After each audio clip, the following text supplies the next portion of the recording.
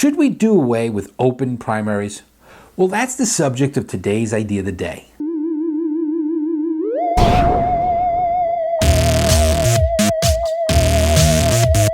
I live in New York State, and New York State is one of the states that has a closed primary system, which basically means that if you're a registered Democrat, you can vote in the Democratic primary. If you're a registered Republican, you can vote in the Republican primary. Same thing for conservative, libertarian, liberal party, whatever it may be. You can only vote in that primary. And of course, that also means that if you happen to be a independent registered, you don't get to vote in either party. You wait until the general election, and that's fine.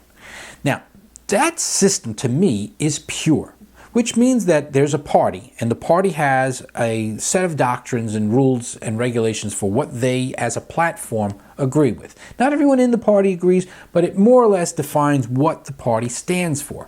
Now, when someone from outside of there jumps in and essentially flips a coin and says, I will run as a, and they say, okay, I'm a Republican.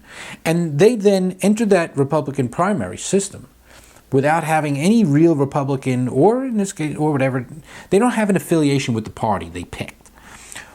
What happens is people in a state that have an open primary can vote for in either primary, either or. And that essentially means that somebody who doesn't identify well with a particular party really is going to get votes now from the other side. So as an example, let's just say you are a extremely progressive, liberal-minded person, and you have someone else already running in that primary who is just as liberal, just as progressive in that party, and you don't think you could beat them, so you go into the other party. You go to the Republican Party, and while you're running against this person, you go into a state that has an open primary system. Well, what happens is if you happen to be Hollywood star, or you just happen to be popular, you might be able to persuade a bunch of people who would have otherwise voted in the liberal party, the progressive party, to now jump ship and vote for you in a Republican Party. This essentially means that the party system isn't really a party system anymore if you've got candidates running that really don't identify well with either.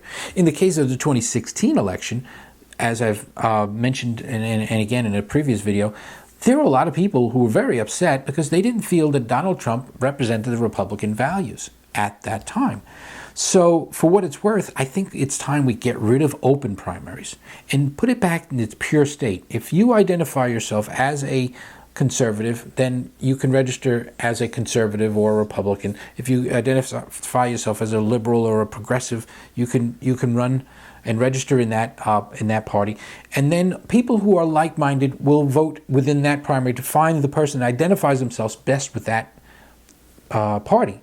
And then at the general election, you will have a genuinely conservative person against a generally progressive liberal person, and now you've got two pure candidates. But as soon as you open the door to allow people to just simply vote in either primary and just switch, you're going to end up muddying the waters. You're going to end up with candidates that people are just in both parties are not happy with, and in the end run, we all lose. So for today's Idea of the Day, let's get back to a regular closed primary system. Let people vote within their primary that they're registered under, and that's it. In the general elections, they can do their own thing. And that's today's Idea of the Day. All right, there it is. That's today's Idea of the Day. Some of them are pretty good, right? And some of them suck, I admit. First to admit, some of my ideas suck. But if you visit Idea of the Day every day and you subscribe to my channel by looking at the subscribe link in the corner, you'll see a brand new idea every single day. And I promise you, some of them don't suck.